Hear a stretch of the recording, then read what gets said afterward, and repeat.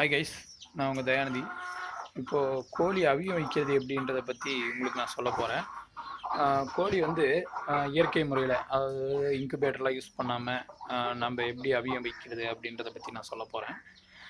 இப்போ பார்த்தீங்கன்னா, கோழி வந்து நாட்டுக்கோழி இப்போ முட்டை வச்சதுன்னா வச்சுங்களேன், அதை எடுத்து ஃப்ரிட்ஜில் ஸ்டோர் பண்ணி வச்சுக்கோங்க.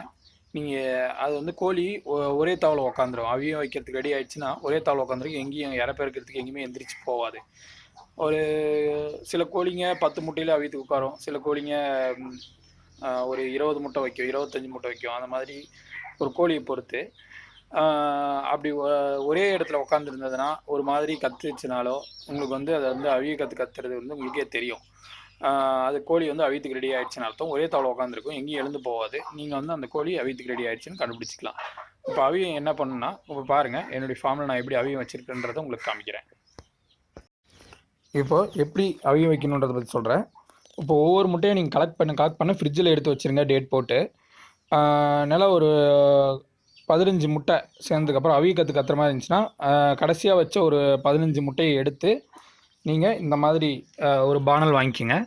அதில் தவிடு நிரப்பிக்குங்க.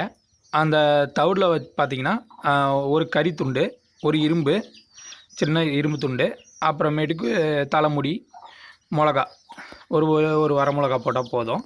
இதெல்லாம் போட்டுட்டு முட்டைகளை அதில் அடுக்கிங்க.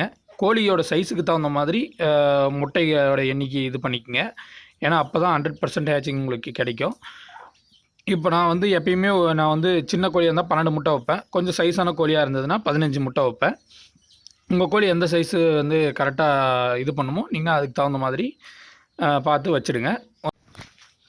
அதாவது நீங்கள் அவியம் வைக்கிறதுக்கு ஒரு நாள் முன்னாடி, அதாவது நாளைக்கு அவியம் வைக்க போகிறீங்கன்னா இன்றைக்கி நைட்டு ஃப்ரிட்ஜிலேருந்து ஒரு முட்டையெல்லாம் எடுத்துகிட்டு அரிசி கொஞ்சமாக ஒரு இதில் கொட்டி அதில் முட்டையை வச்சிட்டிங்கன்னா காலையில் நீங்கள் எடுத்து இந்த ட்ரேவில் வச்சு நீங்கள் கோழியை வந்து அது மேலே உட்கார வச்சு தட்டி போட்டு மூடிடுங்க.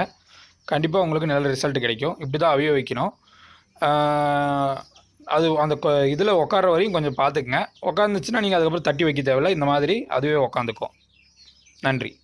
இங்கே பாருங்கள், இப்போது எந்த 3 கோழி அவியத்தில் உட்காந்துருக்கு பார்த்தீங்கன்னா தெரியும். ஒரு கோழி வந்து ஆல்ரெடி குஞ்சு பிரித்து குஞ்சுங்களோடு இருக்குது.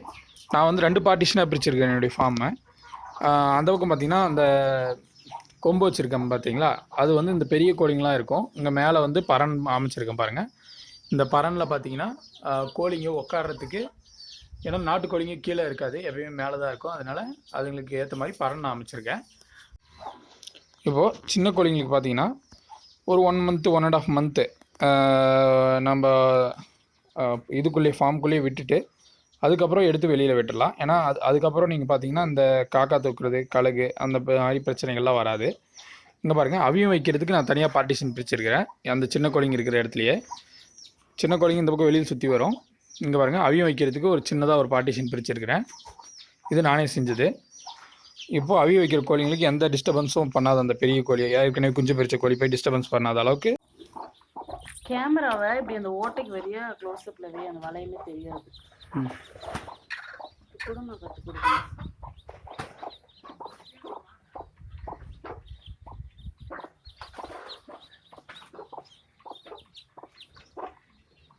குஞ்சு பறிப்பட வெளியே வந்திருக்குது, இன்னும் வருமோ என்னமோ, அதுக்குள்ளே எடுக்கிறாங்க.